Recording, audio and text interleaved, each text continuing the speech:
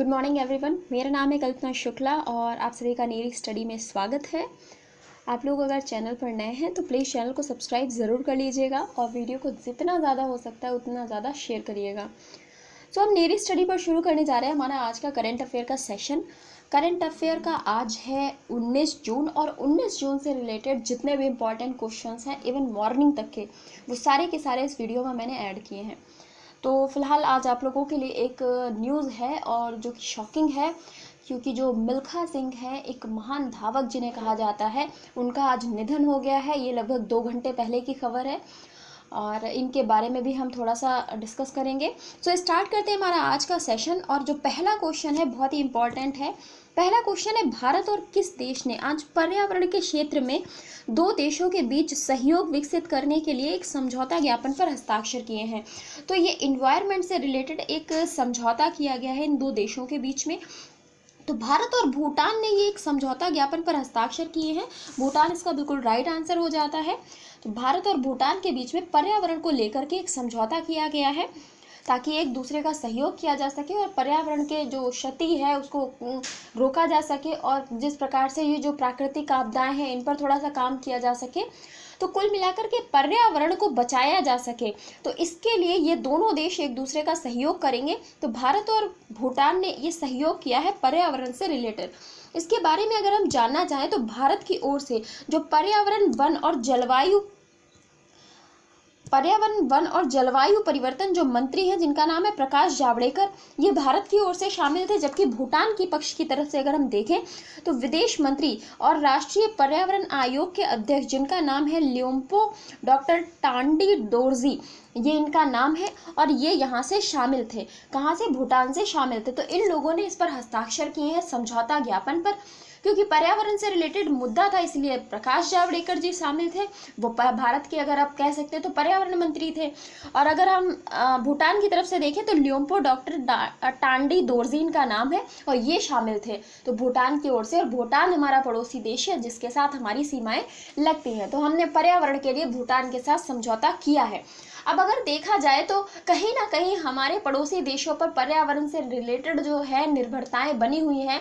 क्योंकि अभी अगर आप न्यूज़ कवर देखते हैं, थोड़ा बहुत टीवी भी देखना चाहिए। मैं हमेशा आप लोगों से कहती हूँ तो न्यूज़, टीवी में न्यूज़ आती है वो देखिए। उससे क्या होता है कि देखने से चीज़ें हमारे दिमाग में ज़्यादा अच्छे से बैठ जाती हैं।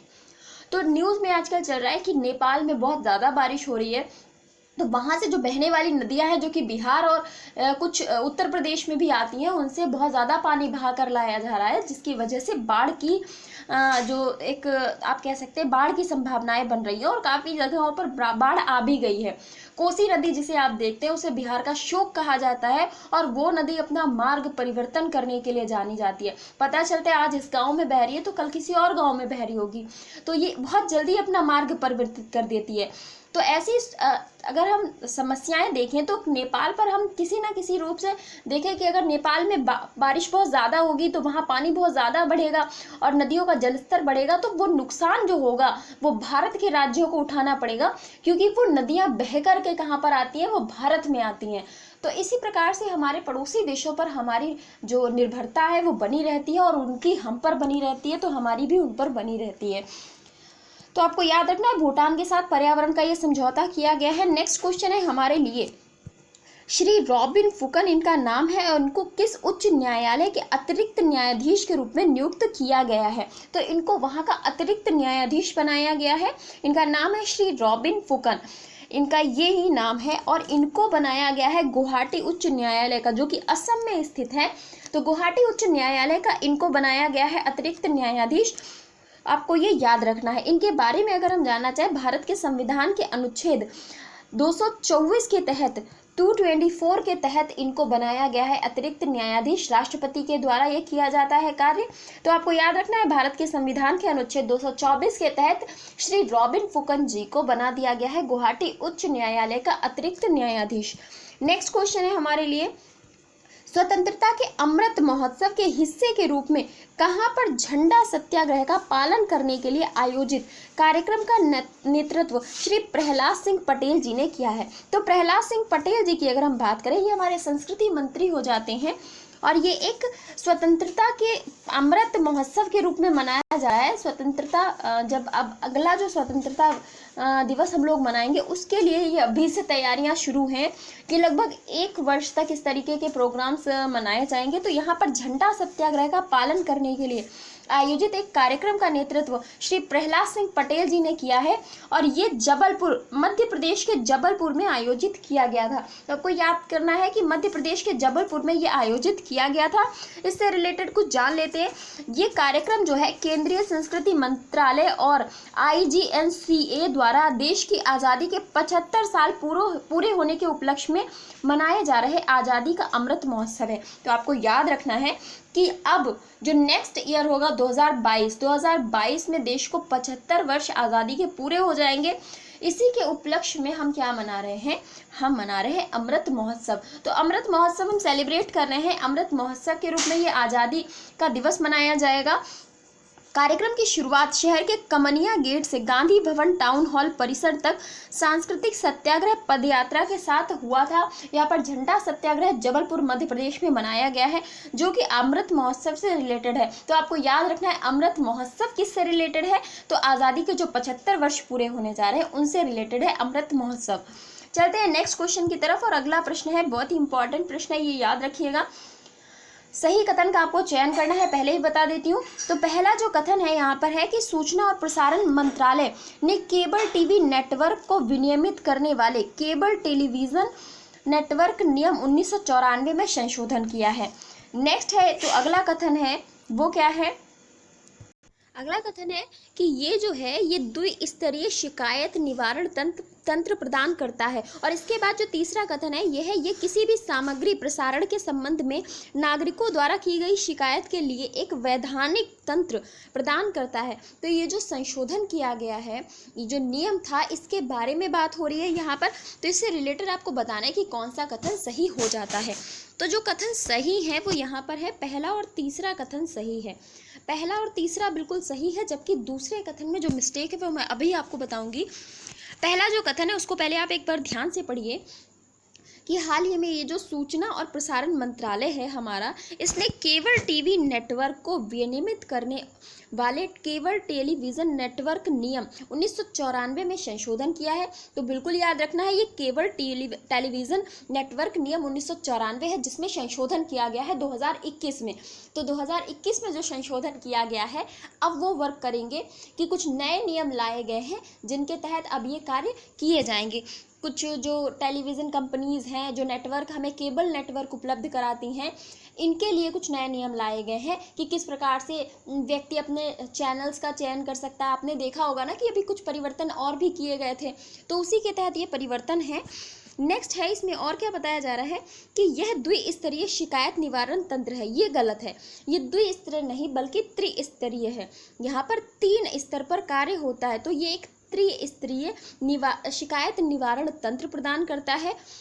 और तीसरा है कि ये किसी भी सामग्री प्रसारण के संबंध में नागरिकों द्वारा की गई शिकायतों के लिए एक वैधानिक मतलब कानूनी तंत्र प्रदान करता है। तो ये जो पहला और तीसरा कथन है बिल्कुल सही है और दूसरे में जो मिस्टेक है वो द्विस्तरीय नहीं बल्कि त्रिस्तरीय होना चाहिए।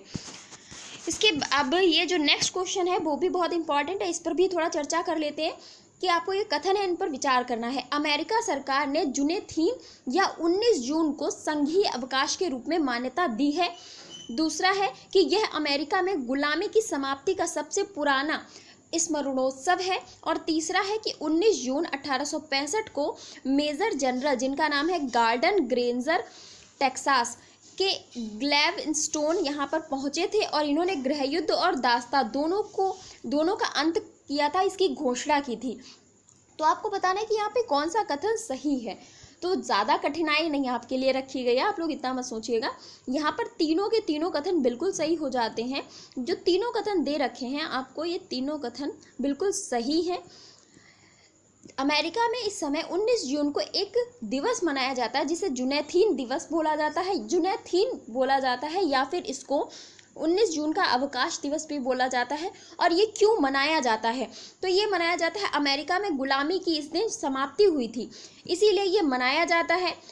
और गुलामी की समाप्ति किसके द्वारा की गई थी? तो 19 जून 1865 की ये घटना है, जब मेजर जनरल, जिनका नाम है गार्डन ग्रेजर टेक्सास, इन्होंने यहाँ पर पहुँच करके गुलामी और दास्ता, जो फिर जिसके लिए गृह युद्ध यहाँ पर चल रहा था, लोग लगातार, आपने देखा होगा कि यहाँ पर जो ब्लैक इंडियंस हैं उनके लिए लगातार युद्ध चलता रहता है, अश्वेत लोग अपने अधिकारों के लिए लगातार मांग करते रहते हैं।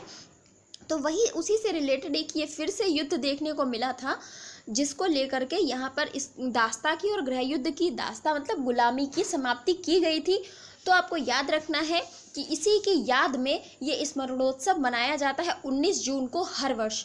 तो ये आपको याद रखना है, जुनैथीन इसको बोला जाता है। तो अगर जुनैथीन शब्द कहीं पर भी आता है और आपसे इसका मतलब पूछा जाता है, तो आप बता सकते हैं कि इस दिन अमेरिका में गुलामी की समाप्ति की गई थी, उसी की याद में ये जुनैथीन मनाया जाता है।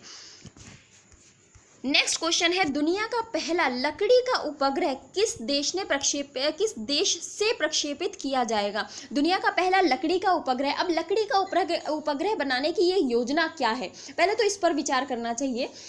तो लकड़ी का उपग्रह आपने देखा होगा, अगर अब कुछ वर्षों से लेकर के अब तक, तो भारत जो पृथ्वी है, अगर विश्व से इसे देखा, अगर हम अंतरिक्ष से इसे देखें, तो इसको चारों तरफ इतने सैटेलाइट हैं और इतना कचरा है कि कुछ दिन बाद हो सकता है अंतरिक्ष से हमें पृथ्वी दिखाई देना बंद हो जाए।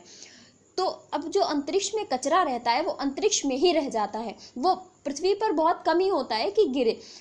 ऐसी सिचुएशन में क्या होता है कि वो कचरा अंतरिक्ष में अगर घूमता रहा तो अंतरिक्ष में कितना ही कचरा इकट्ठा हो जाएगा, और फिर वो कचरा कहीं ना कहीं तो जाकर के किसी ना किसी चीज़ पर आकर के पृथ्वी को नुकसान पहुंचाएगा ही।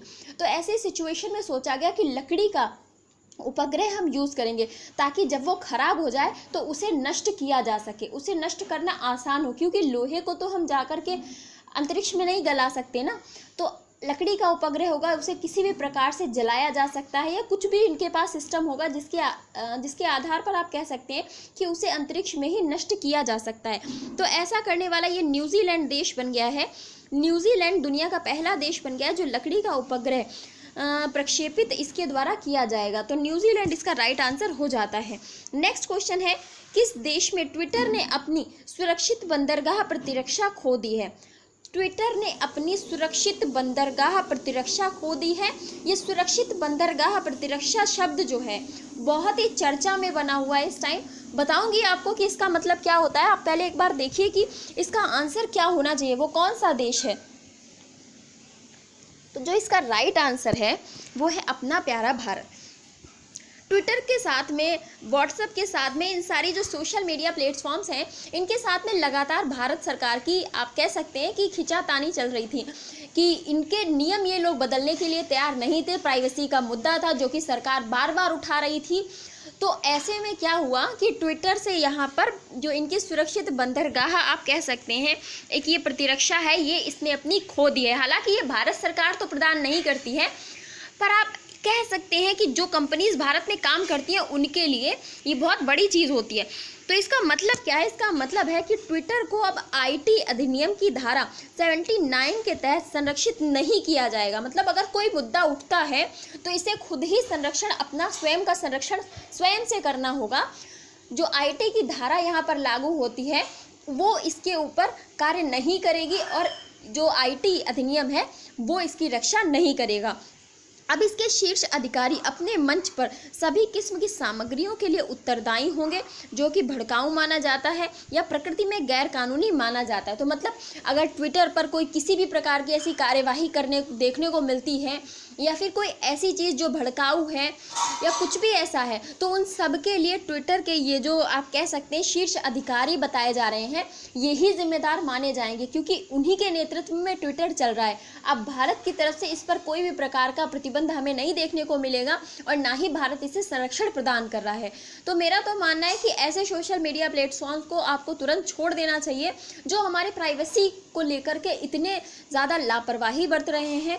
ये कह रहे हैं कि आप अपने आधार को आकर के लिंक करिए और उसके बाद आप सुविधाओं का लाभ उठाइए, तो ये तो कोई न्याय संगत बात नहीं है, क्योंकि आधार जैसी चीज़ जो कि हमारे बैंक अकाउंट तक से जुड़ी हुई है, वो कभी भी आप डेटा लीक करके हमारे साथ खिलवाड़ कर सकते हैं। तो फिर ऐसी कंपनीज़ को हमें छोड़ देना चाहिए। और जहाँ तक मेरा मानना है कि सोशल मीडिया पे आप अपनी पर्सनल लाइफ को जाकर के शेयर मत किया करें, अपनी फ़ोटोज़ को लेकर के या फिर कुछ भी ऐसा है, क्योंकि बहुत सारे लोग फेसबुक यूज़ करते हैं और मैंने देखा है फेसबुक पे तरह तरह की फ़ोटोज़ वो अपनी डालते हैं। कई लोग तो खैर हद कर देते हैं कि सुबह चाय पीते हुए, शाम को नाश्ता करते हुए, ऐसे लोगों से सच में मैं ब्लॉक कर देती हूँ। मुझे बहुत ही ज़्यादा चिढ़ है कि मतलब अपनी पर्सनल लाइफ को आप खुद तक केंद्रित रखिए। आपके आसपास जो लोग रह रहे हैं, थोड़ा फ़ोन की दुनिया से बाहर निकल के उनसे रूबरू होने की कोशिश करिए। फ़ोन में कुछ नहीं रखा है, अगर उठा करके किसी दिन आपका डेटा शेयर कर दिया तो बस आपके पास टेंशन के अलावा कुछ नहीं रह जाएगा। तो बचिए ऐसे सोशल मीडिया प्लेटफॉर्म से। नेक्स्ट क्वेश्चन है, उत्तर प्रदेश जिला पंचायत अध्यक्ष का चुनाव कब होगा? इन्होंने अपनी डेट जारी कर दी है जिला पंचायत चुनाव की। तो आपको बताना है जिला पंचायत अध्यक्ष का चुनाव कब होगा। तो ये होगा 3 जुलाई को। आपको याद रखना है, यूपी से रिलेटेड न्यूज़ थी इसलिए मैंने ऐड की है कि उत्तर प्रदेश का जिला पंचायत का चुनाव 3 जुलाई को होगा। और यहाँ से 1 जुलाई से यहाँ पर स्कूल खुलने की भी बात कह दी गई है। हालांकि बच्चों को नहीं बुलाया जाएगा, शिक्षकों और कर्मचारियों के लिए 1 जुलाई से स्कूल खुलेंगे। नेक्स्ट क्वेश्चन है, world sickle cell awareness day कब मनाया जाता है? तो ये आपको सबसे पहले तो पता होना चाहिए कि ये होती क्या है। तो ये एक कोशिका है और ये हंसिए के आकार की एक कोशिका होती है। इस तरीके से आपने हंसिया तो देखा ही होगा भाई, जिससे घास काटते हैं ऐसे, शायद अभी इस पे तो इतना सुंदर नहीं बन पाएगा ना। तो इस तरीके से एक हंसिए के आकार की कोशिका होती है। सिकल सेल अवेयरनेस डे कब मनाया जाता है? तो अभी ये क्या हो जाता है कि इसमें ये कोई प्रॉब्लम हो जाती है, कोई रोग हो जाता है, तो उससे रिलेटेड हमें पता होना चाहिए, जानकारी होनी चाहिए कि इस तरीके की समस्याएं हमारे साथ ना बने। उसकी जागरूकता के लिए ये दिवस मनाया जाता है। और कब मनाया जाता है? तो ये मनाया जाता है 19 जून को। 19 जून को हम मनाते हैं sickle cell awareness day. Next question है हमारे लिए, हाल ही में किसे UNGC द्वारा SDG Pioneer of the year के रूप में मान्यता दी गई है? हाल ही में किसे UNGC द्वारा SDG Pioneer of the year के रूप में मान्यता दी गई है? तो इनका नाम हो जाता है, ये तो सारे ही ऑप्शंस नहीं हैं, इनका जो नाम है वो है सुमंत सिन्हा। जो मतलब मेन ऑप्शन था वही नीचे चला गया। सुमंत सिन्हा को Pioneer of the year, SDG Pioneer of the year चुना गया है। इसके बारे में थोड़ा सा देख लेते हैं।